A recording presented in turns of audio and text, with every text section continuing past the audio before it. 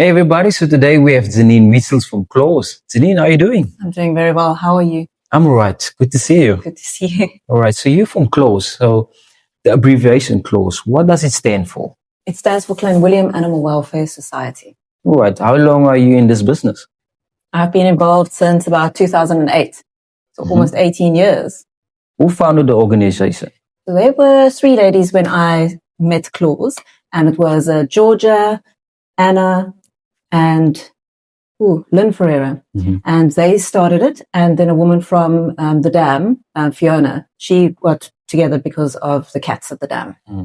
So I need a lot of drive to keep on going with life. What drives Close? Our passion is to keep animals safe and to end suffering. And to be able to do that, you need education. So we want people to know that animals are not just animals. They're living creatures that can give you protection, affection, love, everything that you need. You can actually get from a pet. You just need to give a little bit back to them too. Yeah. The way I see it, so whenever I have a dog or a cat, I raise them like my bosom friend, or I treat them like my bosom friend, or I treat them as a family member. That's correct. Yeah. And they will treat you the same. Yeah. For instance, dogs are pack animals. So they want to be part of a family. They don't want to be alone. So when they feel that they're part of your family, that's when they protect you. You're their pack. So I know it's sometimes difficult to overcome hurdles, but how do you overcome your hurdles at Close? Commitment. Just believing that anything is possible. If you want to do it, you can do it. You just have to believe that. And I was taught that by my mother many years ago, and I'm very grateful for that, because that's the only way I keep going. Yeah. You will always have hurdles, but they can be overcome. What type of hurdles do you have at Close? Funding is a big problem because you need money, you need time, you need people. So, if I had all the money, I still need people to get involved to help us do the work we do. Yeah. So those are our biggest hurdles. We need support. Yeah. So obviously you need a lot of volunteers. So I just think about the young people here in town.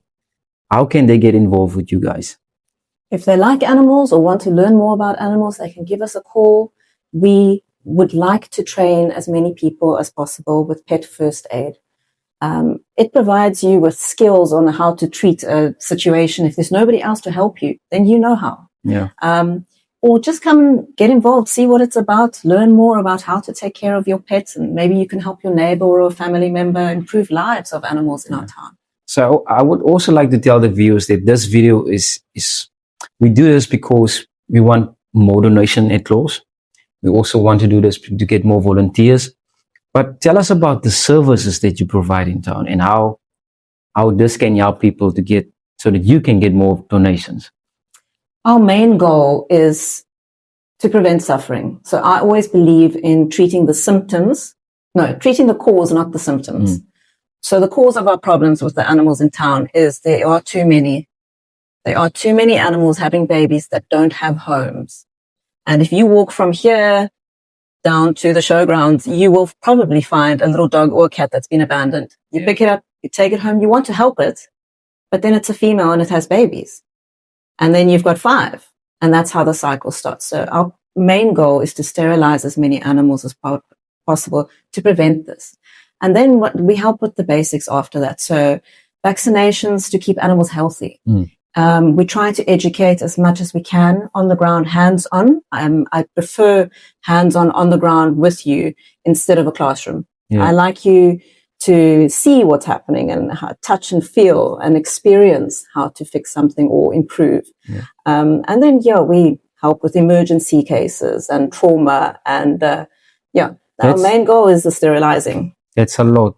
So at some of the shops here in town, you have trolleys where people can put in some food for the dogs and cats. Yes, we've been very, very grateful to the stores that have put trolleys out that we could put a sign.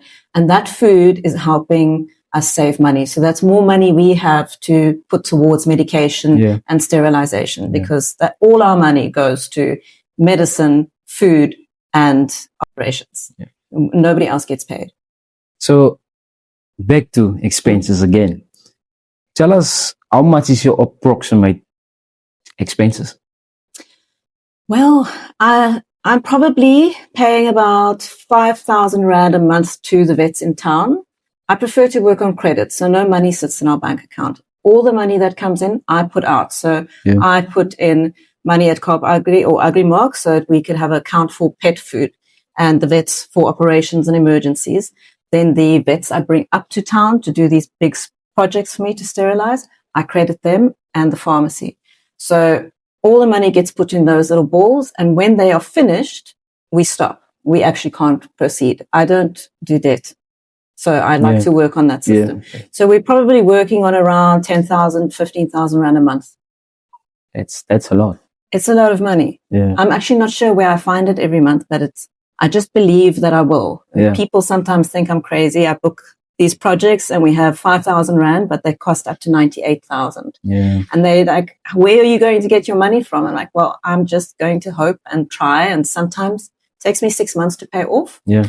But they like the fact that I pay forward too. So they trust me. Yeah. Do you have any upcoming events? Next week we have a 3-day project, 5, 6, 7 May. We're hoping to sterilize at least 100 animals. I've got 120 on the list already, which is fantastic. I'm so glad that the community has come together and understand that we want to help them. Yeah. So people are keen.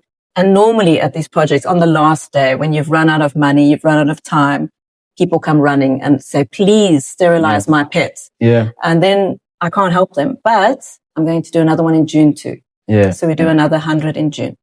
So tell us about your goals for the next 5 years. I'm talking about Claus, the next goals for the next 5 years. Claus would like to have one person in every street in this town and on every farm trained with pet first aid. That I really, really, really think is important. Yeah. Secondly, I want 75% of the pet population in this town sterilized. That's good. Because 75%, that means everything's under control. Yeah. Then your health of your animals improve, which means the health of the people improves, which means your infrastructure, everything improves, and there's less suffering. Yeah. I have this weird dream for Clanwilliam. I just think there's a hospital for human beings, but there's no hospital for the pets here in town. And I oftentimes see a lot of injured animals here in town. Like you see a dog that was hurt by some accident. So let's hope for that. We can hope. And we've got a vet. Yeah. And we have an emergency number. Yeah. And if people phone that number, we will find one of our members, somebody with a car that can give a lift to a patient, and we will sponsor it if the owners can't pay to get treatment. So we are there and we will help as much as we can. We had an emergency last week and one of my members got out of bed. She had flu, went to his house, picked up the dog, took it to the vets and home again. So we try our best. Yeah. Can you just think we normalize the fact that we have visiting hours at the hospital, but now you have a visiting hour at the pet hospital. Yeah. That would be amazing. It is, and it's great. I mean, at the vets in town, they do have visiting hours. You can go and visit. So. But yes, it would be amazing if we could have a facility. We sell secondhand clothes to raise money too. Yeah. And if we had like a little container or a building, then we could employ someone to run this and sell the goods that we've got and raise more money for us, you know? So, but that's all a dream, and we hope one day we'll get there. One day is one day. Exactly. Yeah. Jeanine, thank you so much for your time. Thank you for your time and seeing me.